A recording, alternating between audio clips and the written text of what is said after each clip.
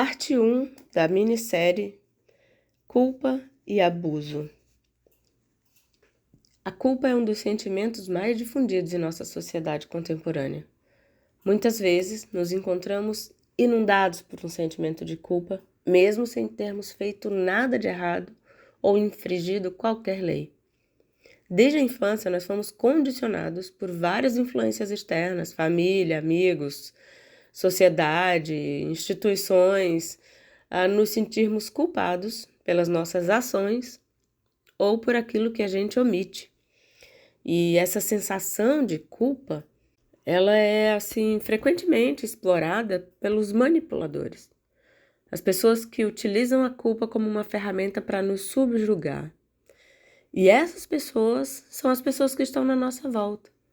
É possível que elas estejam fazendo isso sem nenhuma consciência, e é possível que algumas façam com alguma consciência. E ao nos fazerem sentir culpados, elas nos forçam a buscar a sua aprovação e a nos redimir aos seus olhos.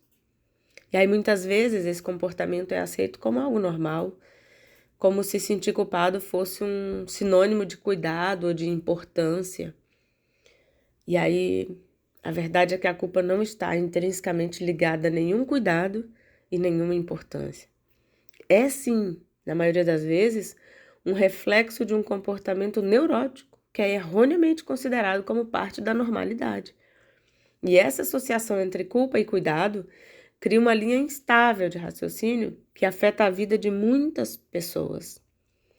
E aí esse cuidado, às vezes, ele vai vir dessas pessoas, desses agressores, desses manipuladores, desses abusadores que estão na nossa volta. Com consciência ou não, eles vão usar da culpa para nos manipular. Eles vão usar da culpa para demonstrar cuidado por nós, para nos fazer sentir importante de alguma maneira, até que os nossos olhos se abram para o fato de que, na verdade, nós não deveríamos estar sentindo essa culpa. Uma pessoa que foi abusada, ela sente culpa, mesmo que ela tenha sido a vítima da situação e até do crime, por que não, né? Porque é. Então, é muito comum que esses agressores façam esse jogo da culpa com a vítima. E como a gente já é circundado por culpas, já é incutida na nossa cabeça a ideia da culpa, a culpa por todas as coisas, pelo que a gente fez, até pelo que a gente não fez, e às vezes a gente fica nesse lugar, tomado por culpas que a gente nem tem, que nem deveria, mas tá ali. E aí, quando a gente afirma assim que ninguém deve se sentir culpado, sempre tem alguém questionando se isso é legal, se isso é verdade e como é que deveria ser. Nós afirmamos: você não precisa se sentir culpado. Você pode olhar para as culpas e não dar mais uma utilidade para elas. Mas aí é bem importante que você preste atenção se você está nesse lugar de estar condicionado a sentir culpa. Porque aí sim, é preciso fazer uma avaliação desse lugar em você, uma análise para que você sim comece a pontuar. De onde é que vem essa culpa? Onde é que ela tem origem? Por que eu sinto? O que eu fiz? Quais são realmente as minhas culpas? Quais foram os meus erros? Quais foram as minhas negligências? Pelo que é que eu devo ou não devo me sentir culpada? E nesse lugar, você vai precisar fazer um repasse na sua moralidade, né? Porque muitas ações são rotuladas como boas ou más pelos indivíduos, pela sociedade, pelos grupos que a gente faz parte, mas nada mais, nada menos do que julgamentos baseados no atual nível de percepção dessas pessoas e dessas instituições. É bem importante que você trate a sua culpa como a culpa que é sua e não a culpa que é imputada pelos outros. Porque o nível de percepção desses indivíduos e dessas entidades, organizações, o que seja, é claramente insuficiente. Porque o que é correto e ético para você hoje, talvez não seja correto e ético para você amanhã, ou em outro tempo, ou em outro lugar, né? E aí, conceito de ética e moral, eles vão variar de acordo com o tempo e o local em que você vive. Mas ainda assim, é importante que você tenha uma autoavaliação ajustada. Isso é o que é realmente mais importante.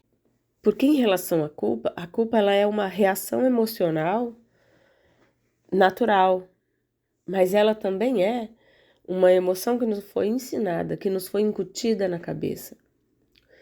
Quando a gente erra, a gente já tem um senso de certo e errado. A gente já sabe. A gente já sabe.